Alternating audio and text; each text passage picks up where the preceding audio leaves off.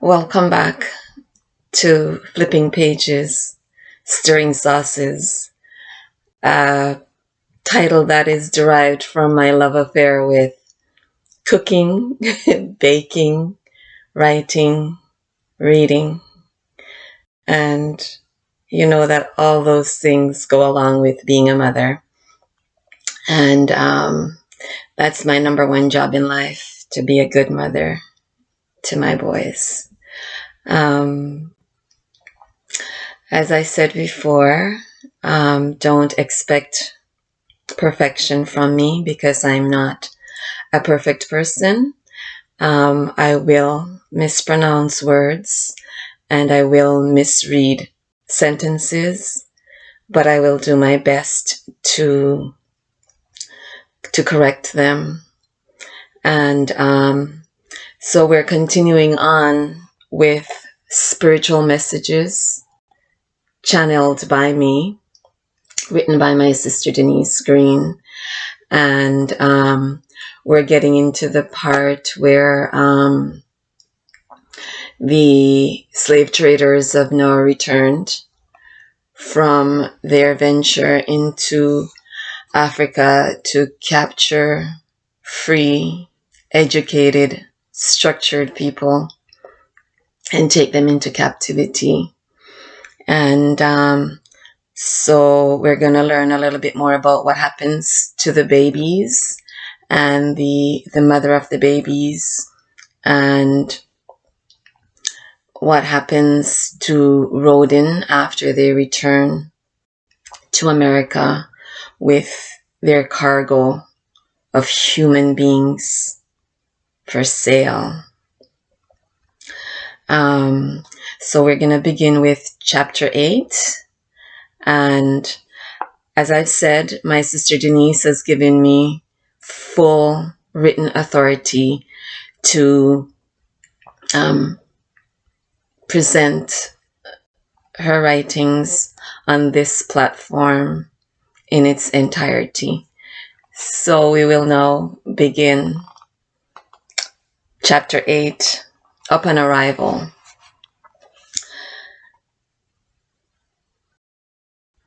Oh, my sister Denise has a little note here, and she states, as speaking as the writer, she states, I know what the history books say about when New Orleans was established in 1717, but I am writing what I am being given, and there is my name.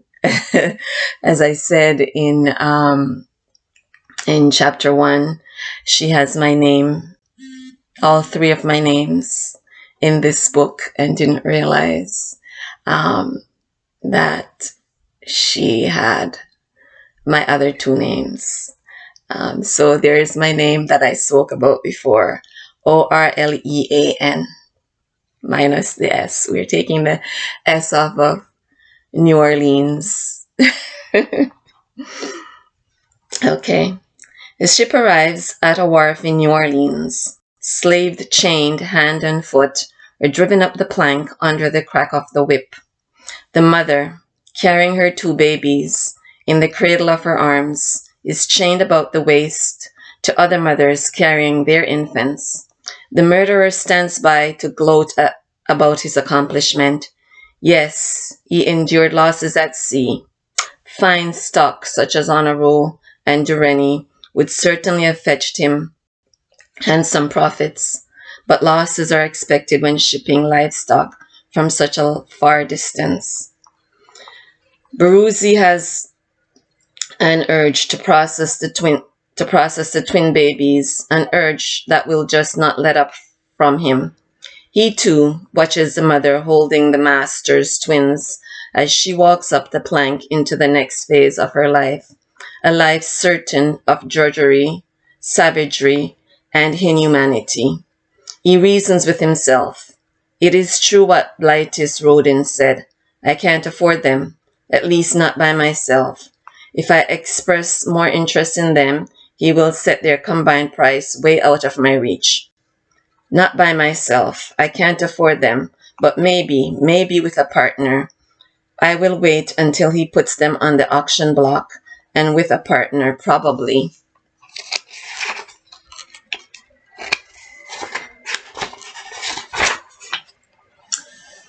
Auction starts tomorrow morning.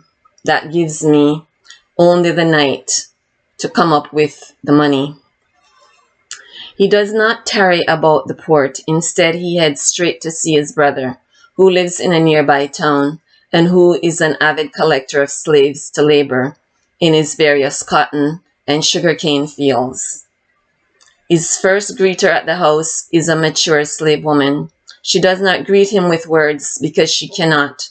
She was not born that way, but the role she would play in her master's house, being privy to his business transaction, required him to slice off the frontal half of her tongue, thus reducing her speech to a mere mumble, a common horror bestowed on household slaves to ensure their so-called masters' secrets are kept, to minimize leakage at the very least. And this is just my addition to this. Not only were their tongues cut off, but the male house slaves were also castrated so that the master could go away and leave his wife alone with his studly house slaves and know that when he returns, his wife would be his wife and had not been playing around with the studly slaves, as melanated beings were referred to. I will now continue. This knowledge about tongue amputation was imparted to me through my maternal lineage, my grandmother. This is the author, my sister Denise, speaking, as well as my paternal bloodline, my father, a knowledge imparted to them through a verbal preservation of history from their ancestors' tier of the social hierarchy. The practice was so widespread that to this day in Jamaica, people still threaten to clip the tongue of a person who talks too much. Your tongue won't clip, not realizing that the threat was not simply an idle, scarce tactic in a time not so long ago. My grandmother knew people with their tongues clipped. My dad knew people with their tongues clipped. I knew a man with his tongue clipped. Mas dummy. In Jamaica, instead of saying Mr., we sometimes say Mas, which goes back to our original language. His speech was a mere grumbling babble, a pitiful sound coming from a tall, lanky older man as we, school children in the district, passed his yard in my earliest school days, and I can confirm that those statements that my sister made are true statements, because I also knew Mas Dummy, and Denise is my younger sister. Question: do all people need to feel and suffer the effects of brutality before humanity moves from a place of spiritual wickedness to a place of spiritual love and enlightenment? This is a question Denise, my sister, is asking. And her response to her own question: I do not have the answer. Not when I look at the social status of many Hispanics living in America today. Not with my having the acute knowledge that the enslavement of Black people in the Western world actually started with their ancestors, the Spaniards. The British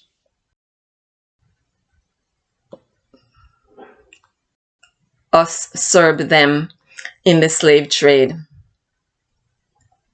And now especially most of those living in the United States of America, the Rome of ages past, sits not much higher than Black people in the social hierarchy of the United States of America. I wonder if their current status in American society would make a difference in how they would treat other ethnicities if they were to rise again to the top of the social hierarchy, whether in the United States of America or anywhere else in the world. I doubt it. I doubt it for many reasons I will not get into in this book. He finds his brother, Brandes, and there's my other name. Scrambled, but there is my other name, as I stated in chapter 1. At home, a rather grand home, enjoying the benefits of his slave's labor. At the mention of a loan, Baruzzi suffers a proper berating from his brother. Here you are, foot not yet completely off the ship, a cargo ship, and you're asking for a loan? He continues, and not just something to tide you over until you're asking for a substantial amount of money to buy nigger babies? Do you realize the number of years it would be before you get a return on those? Were you to buy them? Baruzzi tries to get a word in edgewise. Look, I know you don't see the sense in it, but nothing. I can't bear to watch you throw away your own money, much less mine. It's not a throwaway. I would be willing to trade 2 of my hardiest slaves for the trio if that Blightis weren't so bad-minded. You would still think I was getting too much for a deal. Anyhow, why are you so interested in these nigger babies? And the mother? Say, you aren't the breeder, are you? You're not harboring any notions of fatherhood for niggers, are you? You're not planning on taking yourself a nigger mistress, are you? Nothing of the sort. This is strictly a business venture, a long-term investment, and not so long-term either, because the mother is a very able body. All right, tell you what, I will partner with you in this. After all, so far our partnership has been working out well. You did the right thing in giving me control of your lot while you were away. Baruzzi studies his brother, as this is what Baruzzi had expected in the first place. He knew his brother would never give him a loan. In his life, his brother's greed for money is matched only by that of Blightis rodents. Therefore, he knew that if he came asking for partnership, his brother would decline the offer. Partnership would have to be his brother's idea. With no partnership and no loan, his brother being the person he is, would likely buy the trio just for the hell of it. He is acutely aware that he has to keep both eyes on Brandes to ensure his investment does not get swallowed up by his brother's greed. Thus, he listens carefully to his brother's idea. I'll get my buyer to do the bidding tomorrow. If Rodin knows either of us is interested, he will most likely end up not selling. That's just how he is. I agree, said Baruzzi. We'll draw up our contract after the sale. Baruzzi disagrees. No, Brandes, we will draw up the contract here now, before I leave. Since that lawyer of yours never fails to attend Rodin's first auction upon his return from these trips, he is sure to be there to offer his services and likely make a purchase or 2 of his own. We'll get him to witness it before the auction starts. Brandes knows he cannot swindle Baruzzi out of this prospect. He knows that if at this point he tries to acquire the trio at the expense of his brother, neither of them will end up with the slaves, because Baruzzi would be apt to expose his brother as the buyer, declaring anyone showing the most interest in the trio to be his brother's buyer. Whether true or not, thus rising enough second-guessing in Rodin's for him to hold on to the mother and his twin droplets.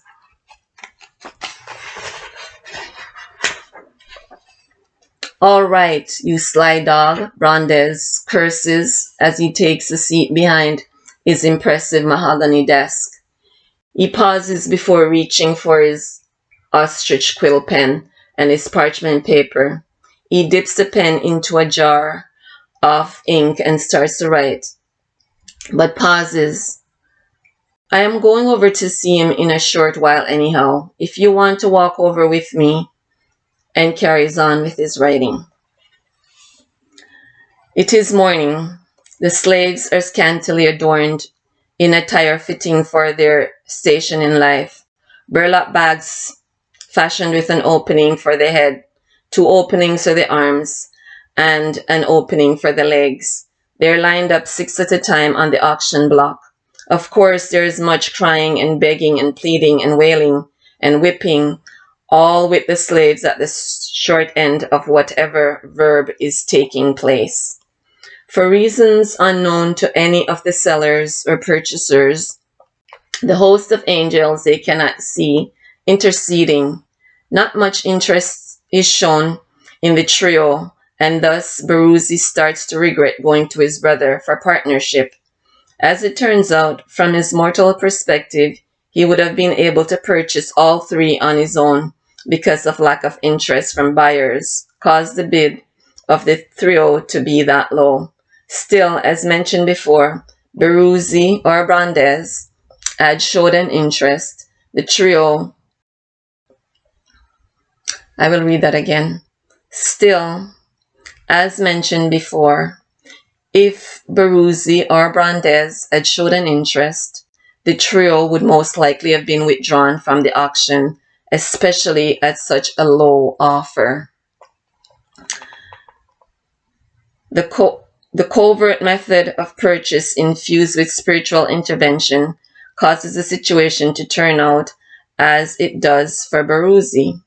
Watching the wailing of mothers torn from their children and of children torn from their mothers, the mother of the twins does not care much which white demon claims her as property, as long as she is claimed along with her children.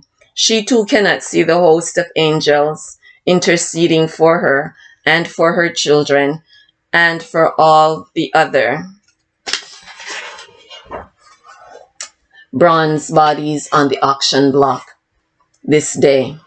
However, she knows her husband is watching over her and their children because she gets glimpses of the sparkles from the golden flecks he sprinkles, and she smells his familiar fragrance, which in a time gone by would fill her nostrils each night before falling asleep on the comfort of his chest and in the safety of his arms. The powerless and the injustice that describes the slave's physical condition on this day is nothing for which they were not prepared before they took on flesh. The pain, the agony, the bronze bodies are experiencing now in their souls, the heart, and the brain of the spirits, as well as in their physical beings, is an experience for which they were prepared, although in their physical consciousness, their human consciousness, they do not remember their training for this assignment of agony. They do know they have everything they need to get them through it, and so within their souls, within their spirits, the hum as one with an angels around them. Their souls cry out to the Lord, their Awa, and he hears them and thus provides them with a measure of comfort. And this is a writer speaking here again. 5 days of channeling so far. I honestly do not know where this story is going. What is more, a publisher has expressed an interest in it. If the publisher had expressed an interest in any of my autobiographical work, I could relax knowing that the stories are already written. I guess I should have submitted some of those for consideration. With this one, I must allow the teller to lead me.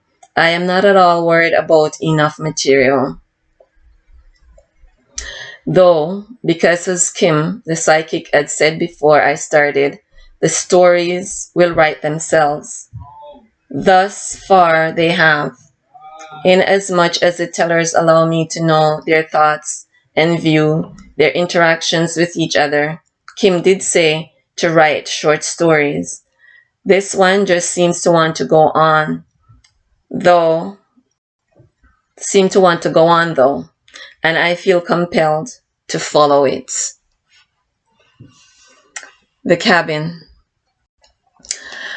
Unlike the dwelling of his brothers, Baruzzi's house, in which he lives alone, is in the countryside, and it is not much more than a two-room cabin with a loft. The humble structure, accompanied by a barn off to the left rear, is situated on a slightly grassy incline that slopes from the stream it faces and the dirt roadway it parallels the stream from one town to the next. The relative flatness of the land and the sparseness of the trees thereon allow for unobstructed viewing far into the openness. From the path that runs alongside the stream, he turns his horse-drawn wagon up the driveway, up the diverging grassy part towards his path towards his house. He is not alone, for in the wagon are his new purchases, the mother and her two babies, laid out along their inner thighs in order to give her arms a rest and to ensure they do not fall from her between her unavoidable naps. From the auction block to her new dwelling, he brings the horses to a halt, evaluates the exterior of his cabin from where he is seated at the front of the wagon, and cautions the woman, "Don't try to go anywhere. You won't get far." He then alights from the wagon to enter the cabin. It is just as he had left it, except for the dust that now covers the sheets he has thrown over his very modest furniture before he left. He does not shake the dusty sheets, but instead he folds each one so that the dust is trapped in the folds, and after folding the last of the covering, he drops the tidy bundle in the corner of his bedroom, and from his chest of drawers he takes a clean linen and starts to dress his bed. Now he heads back to the wagon and brings some supplies inside. Once more he returns to the wagon, but instead of collecting the remainder of his supplies, he stretches his arms for the boy. With a grrr sound, the mother clasps her arms over her thighs to cover both babies as she searches his face with widened and intense eyes. He concedes, "All right, you take them," as he beckons inside. She's not quite sure how to maneuver herself off the wagon while still protecting her babies. Holding her babies in both arms, she painfully waddles on her bottom to the edge of the wagon. Being that her feet hung as far as they can reach but do not touch the ground, she's not sure of her next move. While she sits and considers, Baruzzi leans over her firmly, places one arm behind her shoulders and the other arm under both of her legs, and in one swoop lifts all three of them off the wagon and plants her feet on the ground. Immediately, using her feet to support her weight, she looks at him, searching his face, not sure if she should thank him. After taking one step backwards with his chin, he gestures towards the door of the cabin, saying, "Go on." In her soreness of body, still cuddling her babies, she eases herself in a rocking walk towards the cabin. He enters shortly after her, his arms occupied by 3 burlap bags filled with groceries. She stands just inside the door, trying not to occupy more space than she absolutely needs. He puts the bags on the wooden plank of a table and walks over to the door of the room he had prepared just minutes earlier. He scans the room, something he had done immediately after preparing it for the new arrivals. There is not much in it. A good-sized bed with a wooden bench across the foot of it, a chest of drawers with a wash bowl and a water pitcher thereon, and a shelf with books next to a small writing desk, and a chair positioned under a window. As before, he finds the room to his satisfaction. "Come on in here," he says, as he beckons to her, waving an arm. She doesn't move. He is somewhat irritated. "For God's sakes, come in here," he orders, while sweepingly pointing from where she stands to the room. She does not move. The babies start to fuss. He presumes they want to be fed. "Well, are you going to feed them standing up by the door?" She studies him, but she does not answer. He realizes she's stubborn, but chooses not to battle with her. Therefore, he steps away from the door and into the kitchen area to start unpacking the groceries. Realizing that if she does not feed her children soon, their fussing is going to turn into full-blown wailing, she moves towards the door to the room and enters. It is not long before he brings her a warm bowl of soup and finds her fast asleep. The baby is awake in the safety of her arms. Being near the door still, he is about to step out backwards in order not to disturb them when he hears a coo coming from one of the babies. He is quite sure the sound is coming from the boy. He steps in, put the bowl of soup on the chest of drawers next to the wash bin, and stoops to get a closer look at the babies. They seem to be talking to him, and so he strokes one, and then the other. The mother is so exhausted she doesn't even stir. Not wanting the soup to get cold or insects to make a meal of it, he takes the soup with him as he quietly leaves the room. Grrr! She awakes, acutely aware that her babies are not in her arms. She sits up in a hurry, finding them comfortably positioned beside her. She tries to control her heavy breathing by closing her eyes while inhaling deeply and opening her eyes before exhaling completely. She knows they could not possibly have positioned themselves that way, but since they are safe and dry, she relaxes in as much as one can under the circumstances. Now she takes the time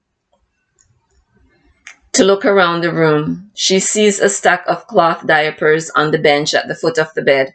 Not so long ago, the diapers used to be a cotton bedspread. Next to the stack of diapers is a bar of soap. She looks about to try to get her bearings as to where she is, not sure whether she is still in the belly of the ship and this is just a dream or relief from her living nightmare.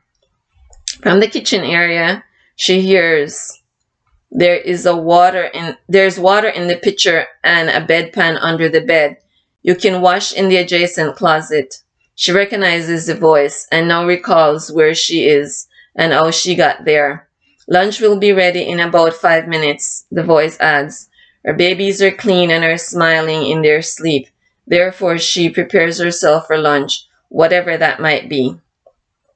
She checks her children once more and turns to head towards the source of the smell of the food when Baruzzi arrives at the door, carrying a rectangular wooden tray, a tray having the perfect height for a stool, the ends curved and hollowed into handles, a tray that could serve a dual purpose as a seat for one, having 4 legs, with 2 lengthwise reinforcement bars on opposite sides, serving as footrests for this seated occupant, and 2 more with side reinforcement bars to rest on the floor for added stability.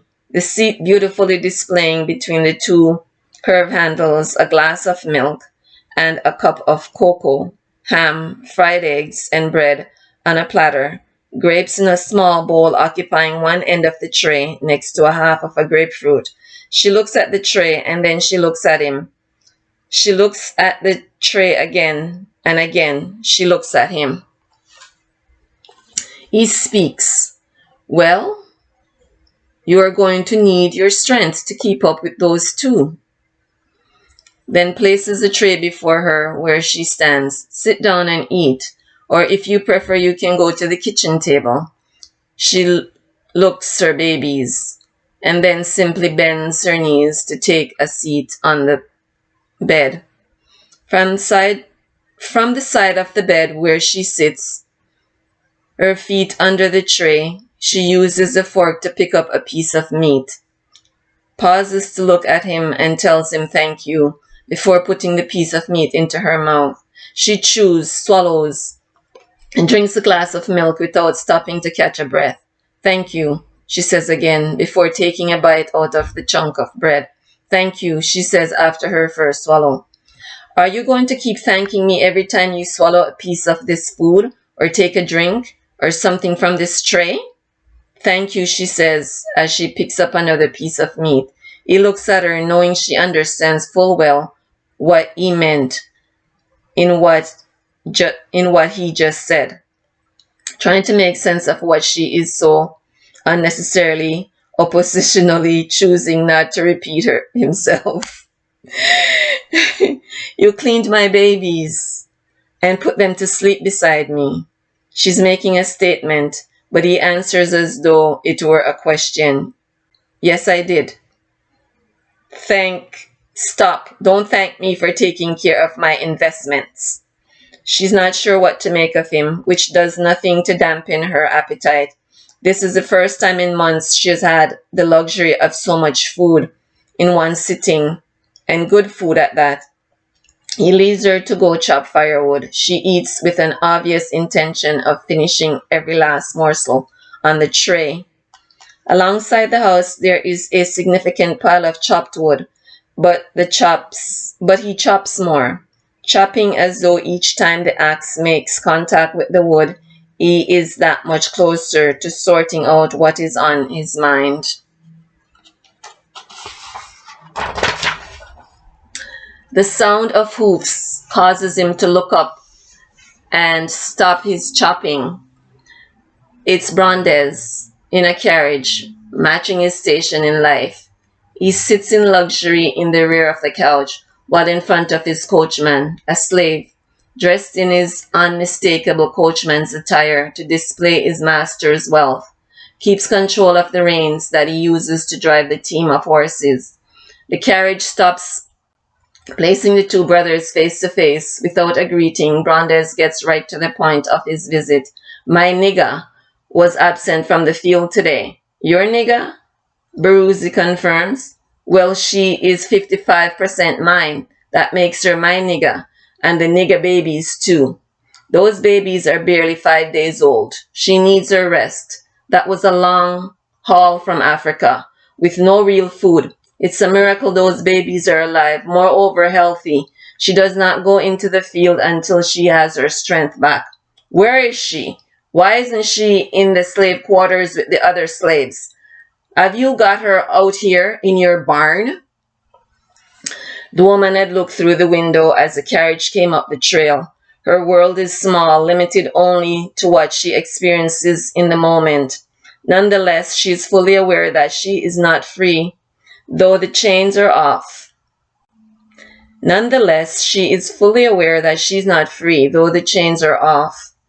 She fears she will be pulled from the comfort of the room she now tentatively occupies. She's not in the barn, Baruzzi tells his brother as he resumes his chopping. Then where the hell is she?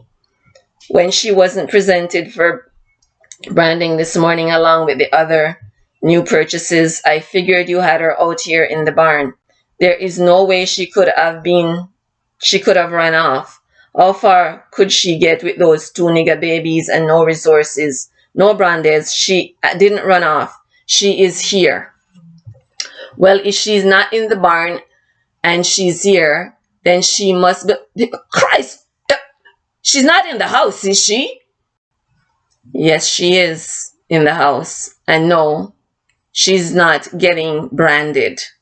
Brandes, feeling that he has a mountain to climb between his brother and the slave woman, gets out of the carriage. He doesn't immediately engage in further dialogue with his brother, who is now chopping slower than when he arrived, but still with the same strong, deliberate strokes. Instead, he walks about, turns about, considers, and turns to his brother, who is not looking at him. I am taking her back with me. Put her in with the other slaves. Baruz does not waver from his chopping. No. No what? No, you are not taking her with you. And no, you are not branding her. Brandes is now at a loss for answers, so he starts putting his own delineation together, asking, is she your house nigger? Or your whore? A chord is struck in Beruze, who drives the axe into the plank of wood on the chopping block and releases it. The axe remains firmly planted into the plank. Slowly he turns to his brother. She's not my whore, and she's not my house nigger. What is she? What she is my investment, and I am protecting it. Do you understand that? An answer does not come fast enough, and so he repeats himself, stepping into his brother's personal space to demand a swift acknowledgement. Do you understand that? What I understand is that she needs to get branded and be put to work. I need to start capitalizing on my investment. Brandes waits for his brother's response. Beruzi steps out of his personal space, but saying nothing. Not the response to which Brandes hoped. He reasons with his brother from another angle. You are not doing her any good, you know. Keeping her out here, making her think she is special, is only going to make it that much harder for her to assimilate on the plantation. Besides, the other slaves are going to hate her. You are not doing her any good. Brandes, believing he cannot make a more persuasive argument, again waits for his brother to see reason. He finally concludes, now are you going to get her, or shall I? Beruzi is unresolved. She stays here until she gets her strength back. Brandes pulls rank once more. Since I own more of them than you do, 55%, I call the shots. And I say she goes to work now. What do you say to my paying you twice the portion you paid? Double your investment in just one day, and you wash your hands clean of her. Beruzi counters, regretting the partnership from the time the auctioneer slammed the gavel to finalize a bid. No deal, no way. Long-term investment. Those two nigger babies are going to be worth a fortune. I would be a fool to let them go now.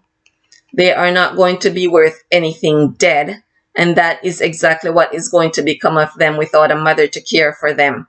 Do you really think any of those other slave women are really going to care for them the way the mother does? If you think that, then you can't see past the end of your nose, moreover all the way to your long-term investment. She stays here until she's well enough to go into the fields, whether you own 50% or 99%.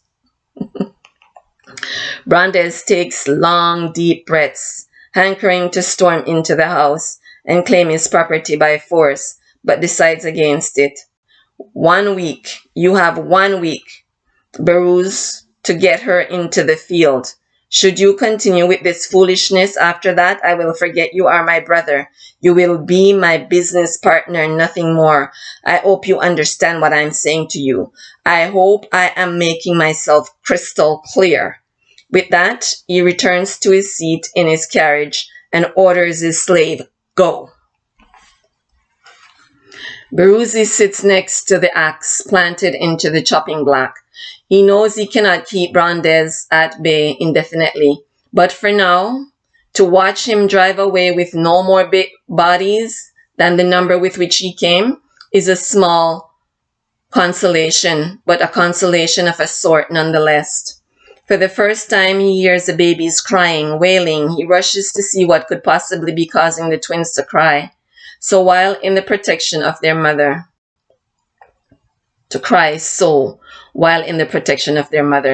he sees the twins on the bed wailing and kicking arms tensely, shaking, but no mother.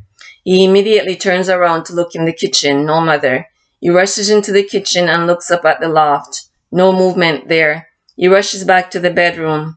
The lunch tray appears to have been pushed away hastily, the bread not fully eaten, and the half of grapefruit not touched. With an intention of soothing the babies, he moved around the bed to get closer to them when he sees the mother on the floor between the window and the bed. She's not moving. He shakes one of her shoulders. She does not respond. He feels her pulse in her neck. To his relief, she's alive. He dips one of the cloth diapers into the pitcher and starts to dab her face with the soaping wet rag.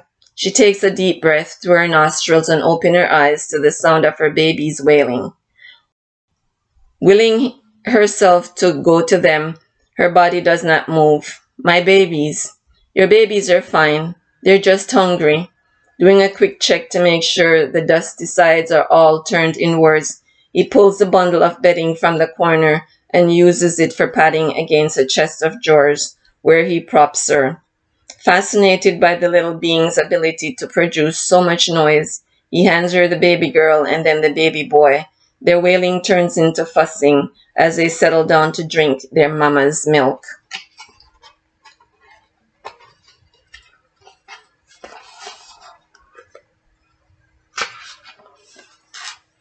The baby's quiet, Baruzi watching them feed. The mother begins to speak. These are my babies because they came from my body. My husband is my husband because we chose each other to be so.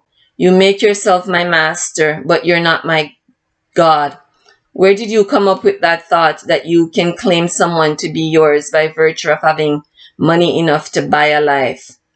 Who determines what a life is worth in terms of money?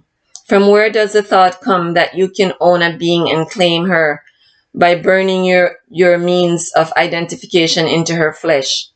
It's been that way for more than 200 years, from before my grandfather and his grandfather's time, from way before your time or mine. I don't have any answers for you. That's just the way it is, he tells her. That's the way it is, but why? From where does that hatred come?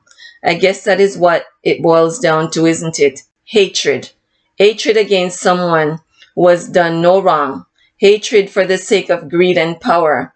You are right, you know. Besides food and shelter, what does a body really need? He starts to reason more with himself than with the woman. You look forward to the growth of your children for the sake of seeing them grow and flourish. I, in my selfishness, look forward to their growth to bring me wealth, financial gain. I do see the wrong in it, but it was this way before I got here, and it will be this way long, long after I am gone. Home for you is no safer than here in America. I would venture to say even less safe given the way you were taken from there. The goal of the slave trader is to make every black being on this continent into personal property. I cannot begin to imagine what it is to be restricted in my every movement. Not free to sleep late if I so wish, not free to enjoy the fruits of the day's labor, not free to take a rest out of the afternoon sun, not free to care for my children and tend to them as I wish, not free to choose where to live or in what condition to live. I can't even imagine. But I didn't ask for this. Yes, you did. Excuse me? You did, she repeats. You would not have ended up here if you did not want to be here.